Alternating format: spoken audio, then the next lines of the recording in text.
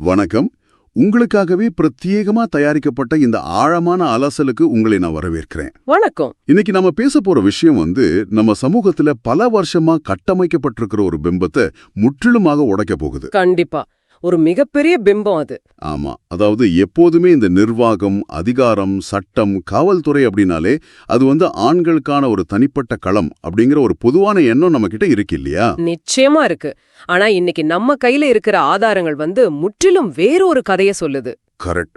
தமிழ்நாடு ஆட்சித்துறை, காவல்துறை, அப்புறம் சட்டத்துறையில பெண்கள் எப்படி எல்லா தடைகளையும் உடைத்து உச்சம் தொட்டார்கள் அப்படிங்கறத பத்தின மிக முக்கியமான ஆவணங்களை தான் இன்னைக்கு நாம அலச போறோம். இந்த ஆவணங்களை நம்ம வெறும் தனிநபர்களோட வெற்றி கதைகளா மட்டும் சுருக்கிட முடியாது. அதிகாரத்தோட இயங்குமுறை எப்படி வேலை செய்யுது அப்படிங்கறத புரிஞ்சுக்க இது ஒரு மிகச்சிறந்த பாடம். அதாவது அதிகாரம் யாருடைய கைகளில் இருக்கு அப்படிங்கறத பொறுத்துதானே? ஆமா, ஒரு சமூகத்துல அதிகாரம் யாருடைய கைகள்ல இருக்கு, அது எப்படி பயன்படுத்தப்படுது அப்படிங்கறத பொறுத்துதான் அந்த சமூகத்தோட வளர்ச்சியும் நீதியும் தீர்மானிக்கப்படுது. உண்மைதான். அந்த வகையில நீண்ட காலமா அதிகார மையங்களுக்கு வெளியே நிறுத்தப்பட்டிருந்த பெண்கள் அந்த மையங்களுக்குள் நுழைந்து கொள்கைகளை உருவாக்கும் இடத்துக்கு உயர்ந்தது நிர்வாக அமைப்பில் நிகழ்ந்த ஒரு மிகப்பெரிய சமூக புரட்சி. சரி, இத விரிவாக பார்ப்போம். முதல்ல ஆட்சித்துறைய, அதாவது சிவில் சர்வீசஸ் எனப்படும் IAS அதிகாரிகளின் பட்டியலை நான் படிச்சிட்டு இருந்தேன். அதுல நிறைய சுவாரஸ்யமான விஷயங்கள் இருக்குமே. ஆமா, அதுல ஒரு தகவல் என்ன ரொம்பவே ஆச்சரியப்படுத்துச்சு. இந்தியாவின் முதல் பெண் IAS அதிகாரி தமிழ்நாட்டைச் சேர்ந்த அன்னார் ராஜ மல்ஹோத்ரா. அதுவும் 1951 பேட்ச். அதான் 1951ஆம் ஆண்டு பேட்ச். மும்பையில் இருக்கிற நவாஷிவா துறைமுக மேம்பாட்டு திட்டத்தை அவங்க தான் முன்னின்று நடத்தினாங்கன்னு குறிப்புகள் சொல்லுது. அது சாதாரண விஷயம் இல்ல. 1950கள்ல ஒரு பெண் இவ்வளோ பெரிய உள்கட்டமைப்பு திட்டத்தை கையாண்டார் அப்படிங்கிறது என்ன சொல்றது, நம்பவே முடியாத அளவுக்கு பிரமாண்டமா இருக்கு. அதுதான் அந்த சாதனையின் உண்மையான பரிமாணம்.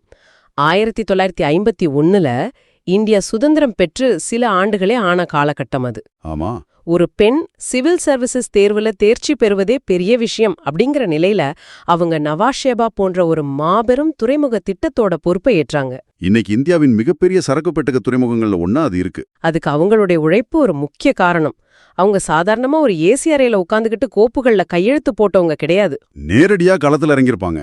கண்டிப்பா முழுக்க முழுக்க ஆண்களே ஆதிக்கம் செலுத்திய ஒரு அதிகார வர்க்கத்தை எதிர்கொண்டு ஆயிரக்கணக்கான தொழிலாளர்களை ஒருங்கிணைத்து அந்த திட்டத்தை அவங்க செயல்படுத்தினாங்க. அதுக்கப்புறம் பிரதமர் இந்திரா காந்தியோட செயலாளராகவும் அவங்க பணியாற்றியிருக்காங்க இல்லையா? ஆமா, அவங்க திறந்து வச்ச அந்த அதிகார கதவு தான் பின்னால் வந்த பல பெண்களுக்கு ஒரு பெரிய நம்பிக்கையை கொடுத்துச்சு. அந்த நம்பிக்கை வீண் போகல அப்படிங்கறத அடுத்து வந்த அதிகாரிகளின் செயல்பாடுகள் காட்டுது. நிச்சயமா இதுங்க வெறும் நிர்வாகத்தோட நின்னுடாம சமூகத்தோட ஆழமான பிரச்சனைகள்ல கை வச்சிருக்காங்க. இதுல ஆச்சரியப்பட வைக்கும் விஷயம் என்னவென்றால் இந்த அதிகாரிகள் கொண்டு வந்த திட்டங்களோட சமூக தாக்கம். ஆமா, ஆதாரங்கள்ல ஷீலாராணி சுங்கத் IAS அவங்கள பத்தின குறிப்பு இருக்கு. குறிப்பா தொட்டில் குழந்தை திட்டம். ஆஹா, அது ஒரு மிகப்பெரிய முன்னெடுப்பு. இது எந்த அளவுக்கு ஒரு பெரிய தாக்கத்தை ஏற்படுத்துச்சுன்னு நினைக்கிறீங்க? அது ஒரு புரட்சி என்றே சொல்லலாம். தொட்டில் குழந்தை திட்டம் ஏன் அவ்வளவு முக்கியமானதுன்னா, அந்த காலகட்டத்துல தமிழ்நாட்டோட சில பகுதிகள்ல பெண் சிசு கொலை அப்படிங்கிறது ஒரு கொடூரமான யதார்த்தமா இருந்துச்சு. வழக்கமான ஒரு அதிகார வர்க்க அணுகுமுறைனா என்ன பண்ணிருப்பாங்க? காவல்துறை மூலமா கைது நடவடிக்கைகளை எடுக்கிறதோட நின்னு இருக்கும். ஆனா ஷீலாராணி சுங்கத் அப்படி செய்யல. இல்ல, அவங்க பிரச்சனையினுடைய ஆணிவேர ஆராய்ச்சாங்க. வறுமை மற்றும் சமூக அழுத்தத்தால குழந்தையை கொல்ல நினைக்கும் பெற்றோர்கள் அதை அனாதையமா அரசிடமே ஒப்படைக்கலாம் அப்படிங்கிற ஒரு மாற்று வழியை உருவாக்குனாங்க. இது ஆயிரக்கணக்கான பெண் குழந்தைகளோட உயிரை காப்பாத்திது. அத்தோட அவங்க நிக்கல. பெண்களை பொருளாதார ரீதியா முன்னேற்றினால் மட்டுமே இதற்கு நிரந்தர தீர்வு கிடைக்கும் அப்படிங்கறது உணர்ந்தாங்க. அதனாலதான் சுய உதவி குழுக்களையும் நுண்ணிதி திட்டங்களையும் ஊக்குவிச்சாங்களா? எக்ஸாக்ட்லி. சுய உதவி குழுக்கள், அதாவது செல்ஃப் ஹெல்ப் குரூப்ஸ் மூலமா பெண்களை ஒருங்கிணைச்சாங்க. இந்த நுண்ணிதி அப்படின்னு நீங்க சொல்றது வங்கி கணக்கோ அல்லது பெரிய சொத்துகளோ இல்லாத பெண்களுக்கு சிறிய அளவிலான கடன்களை வழங்கி அவங்கள சிறு தொழில்கள் தொடங்க வைக்கும் முறைதானே? மிக துல்லியமா சொன்னீங்க. ஒரு சாதாரண பெண்ணோட கைகள்ல அந்த சிறிய தொகையை கொடுப்பதன் மூலமா அவளது குடும்பத்துல முடிவெடுக்கும் அதிகாரத்தை அவளுக்கு அவங்க பெற்று தந்தாங்க. இதுதான் அதிகாரத்தின் மூலமா அடித்தட்டு பெண்களை அதிகாரப்படுத்தும் ஒரு சிறந்த முறை. கரெக்ட். இங்கேதான் விஷயம் மிகவும் சுவாரஸ்யமாகிறது. வரலாற்றை புரட்டி பார்க்கும்போது சில புள்ளி விவரங்கள் நம்மை அதிர வைக்கும். சேலம் மாவட்டத்தோட உதாரணத்தை சொல்றீங்கன்னு நினைக்கிறேன். ஆமா, அதேதான். சேலம் மாவட்டத்தோட நிர்வாக வரலாற்றை எடுத்துக்குவோம். அது பிரிட்டிஷ் காலத்திலிருந்து உருவாக்கப்பட்ட ஒரு பெரிய மாவட்டம். ஆனா அதோட 179 ஆண்டுகால வரலாற்றுல ஒரு பெண் கூட அங்க மாவட்ட ஆட்சியராக, அதாவது கலெக்டரா நியமிக்கப்பட்டதில்லை. அது ரொம்ப அதிர்ச்சியான ஒரு தகவல். அந்த 179 வருட நீண்ட நெடிய எழுதப்படாத விதியை உடைத்து சேலத்தின் முதல் பெண் ஆட்சியராக பொறுப்பேற்றவர் ரோகிணி பி. பாஜிபாக்கரே IAS. 179 ஆண்டுகள் அப்படிங்கிறது எத்தனை தலைமுறைகள் பாருங்க. அத்தனை காலமா ஒரு மாவட்டத்தோட உச்சபட்ச அதிகார இருக்கையில ஆண்களை மட்டுமே பார்த்து பழகிய மக்களுக்கு ஒரு பெண் அந்த நாற்காலியில் அமருவதை பார்ப்பது எப்பேற்பட்ட ஒரு உளவியல் மாற்றத்தை ஏற்படுத்தியிருக்கும். அந்த உளவியல் மாற்றம்தான் மிக முக்கியமானது. அவங்க அந்த பதவியில அமர்ந்தது ஒரு குறியீடு மட்டும் கிடையாது. அவங்களோட செயல்பாடுகளும் அப்படி அமைஞ்சது. ஆமா, அவங்க செயல்பாடுகள் முழுக்க முழுக்க மக்களை மையப்படுத்தியதாகவே இருந்துச்சு. குறிப்பா பெண்களோட பாதுகாப்பு, சுகாதாரம். கரெக்ட். அப்புறம் மக்கள் குறைதீர்க்கும் முகாம்கள்ல அவங்க காட்டிய அக்கறை அந்த மாவட்டத்து மக்களுக்கு அரசு இயந்திரத்தின் மீது ஒரு புதிய நம்பிக்கையை ஏற்படுத்துச்சு. இது போன்ற ஆளுமைகள் அடுத்த தலைமுறை பெண்களுக்கு நம்மாலும் இந்த அதிகார இயற்கையை அடைய முடியும் அப்படிங்கிற ஒரு மிகப்பெரிய கனவை விதைக்கிறாங்க. நிச்சயமா. அதே போல பல்வேறு துறைகள்ல தடம் பதித்த வேறு சில பெண் அதிகாரிகளின் பெயர்களும் இந்த ஆவணங்கள்ல குறிப்பிடப்பட்டிருக்கு. Doctor P. அமுதா IAS அவங்களோட பேரிடர் மேலாண்மை பணிகளை நம்ம கண்டிப்பா குறிப்பிடணும். ஆமா, பேரிடர் மேலாண்மை அப்புறம் COVID-19 காலகட்டத்துல மிகப்பெரிய நெருக்கடிகளை சிறப்பா கையாண்டவங்க அவங்க.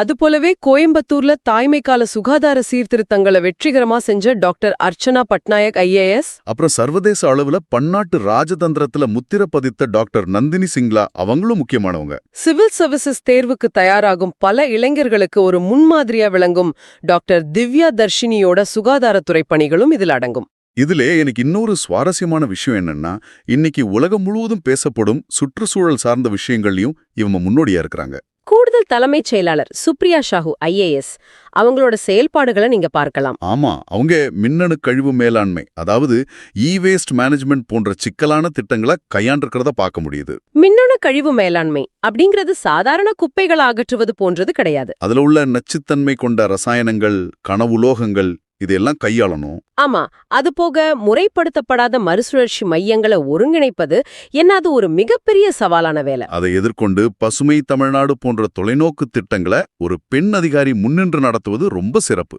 ஆட்சித்துறையின் அனைத்து பரிமாணங்களிலும் பெண்களின் ஆளுமை எவ்வளவு ஆழமாக வேரூன்றியுள்ளது அப்படிங்கறது இது காட்டுது. அப்படியென்றால் இதற்கெல்லாம் என்ன அர்த்தம்? இதுவரை நாம பார்த்தது கொள்கைகளை உருவாக்கும் ஆட்சித்துறை.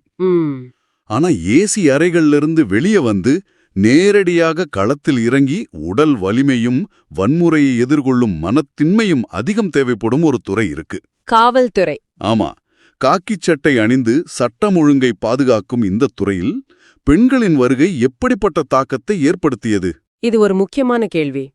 நிர்வாகப் பணிகளை விட துப்பாக்கிகளும் கலவரங்களும் நிறைந்த இந்த அதிகார மையத்துல பெண்கள் தங்கள் தடத்தை பதிப்பது அவ்வளவு எளிதான காரியமா இருந்திருக்காதே. இது ஒரு பரந்த கண்ணோட்டத்தோட ஒப்பிட்டு பார்த்தா காவல்துறையில பெண்கள் நுழைஞ்சது என்பது அவர்களுக்கு வேலை கிடைத்தது என்ற அளவிலான சுருக்கமான விஷயம் கிடையாது. பின்னே அதை எப்படி பார்க்கணும்? அது காவல்துறையோட ஒட்டுமொத்த அணுகுமுறையே அடியோடு மாற்றியமைத்த ஒரு வரலாற்று நிகழ்வு.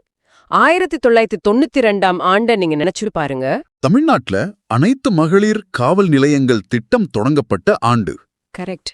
அதற்கு முன்பு வரை குடும்ப வன்முறையோ அல்லது பாலியல் துன்புறுத்தலோ நடந்தால் அதை ஒரு பெண் சென்று புகார் அளிக்க வேண்டுமென்றால் முழுக்க முழுக்க ஆண்களே நிரம்பிய ஒரு காவல் நிலையத்திற்குத்தான் செல்ல வேண்டும். அங்கு பல நேரங்கள்ல அந்த பெண்ணில் புகார உணர்வுபூர்வமா புரிஞ்சுக்கிற சூழல் இருந்திருக்காது. அதனாலேயே பல பெண்கள் தங்களுக்கு நடக்கும் கொடுமைகளை வெளியில சொல்லாமலேயே சகிச்சுக்கிட்டாங்க. அனைத்து மகளிர் காவல் நிலையங்கள் உருவாக்கப்பட்ட பிறகுதான் தங்களை காக்க ஒரு பாதுகாப்பான இடம் இருக்கு அப்படிங்கிற எண்ணம் பெண்களுக்கு வந்துச்சு இல்லையா?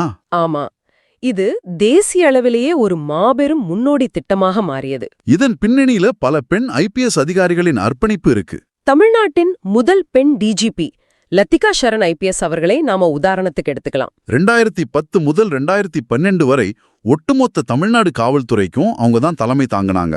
1,00,000 பேருக்கும் மேலான காவலர்களை கொண்டா ஒரு மாபெரும் ஆயுதப்படைக்கு ஒரு பெண் தலைமை தாங்குவது என்பது சாதாரண விஷயம் இல்ல. அவங்க வெறும் அதிகாரத்தை மட்டும் செலுத்தல. இல்ல, மாறாக காவலர்கள் மத்தியில பாலின உணர்திறன், அதாவது ஜெண்டர் சென்சிடைசேஷன் குறித்த பயிற்சிகளை தீவிரமா வழங்குனாங்க. பெண்களுக்கு எதிரான குற்றங்களை வெறும் சட்ட பார்வையில மட்டும் பார்க்காம ஒரு மனிதநேய பார்வையோட அணுக வேண்டும் அப்படிங்கறத ஒட்டுமொத்த காவல்துறைக்கும் அவங்க கத்து கொடுத்தாங்க. அது மிகவும் அவசியமான ஒரு மாற்றம். இது மாநில அளவிலும் மட்டும் சுருங்கிடல, மத்திய அளவிலும் தமிழ்நாட்டைச் சேர்ந்த பெண் அதிகாரிகள் ஒரு பெரிய மைல்கல்ல எட்டியிருக்காங்க. அர்ச்சனா ராமசுந்தரம் IPS. அவங்களோட சாதனையை சொல்றீங்க? ஆமா, அவங்க சாதனை என்ன பிரமிக்க வச்சது. ஷஸ்திர ஷீமா பல் எனப்படும் மத்திய ஆயுத காவல் படையின் தலைவராக பொறுப்பேற்ற முதல் பெண்மணி அவர்தான். சர்வதேச எல்லைகளை பாதுகாக்கும் ஒரு மிகப்பெரிய துணை ராணுவ படை அது. அதுக்கு ஒரு பெண் IPS அதிகாரி தலைமை தாங்கியது, அதுவும் தமிழ்நாட்டிலிருந்து சென்ற ஒரு அதிகாரி. அந்த உச்சத்தை அடைந்தது ஒரு வரலாற்று சாதனை. அது மட்டுமல்ல, உளவுத்துறை மற்றும் குற்றப்பிரிவுகளிலும் இவங்க தங்களை நிரூபிச்சிருக்காங்க. குறிப்பா ஆழ்கடத்தலுக்கு எதிரான நடவடிக்கைகள்ல தீவிரமாக ஈடுபட்ட RS ராஜேஸ்வரி IPS போன்ற அதிகாரிகளை நம்ம கவனிக்கணும்.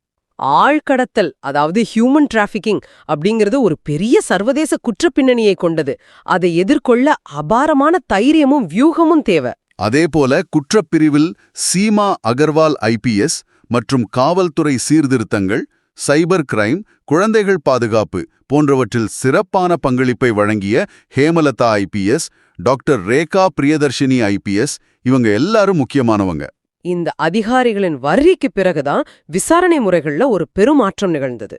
ஆக காவல்துறையில ஒரு பெண் அதிகாரியோட இருப்பு அப்படிங்கிறது குற்றங்களை தடுப்பது மட்டுமல்லாமல் பாதிக்கப்பட்டவர்களுக்கு ஒரு பெரிய மனநல பாதுகாப்பையும் கொடுக்குது அப்படிங்கறத புரிஞ்சுக்க முடியுது.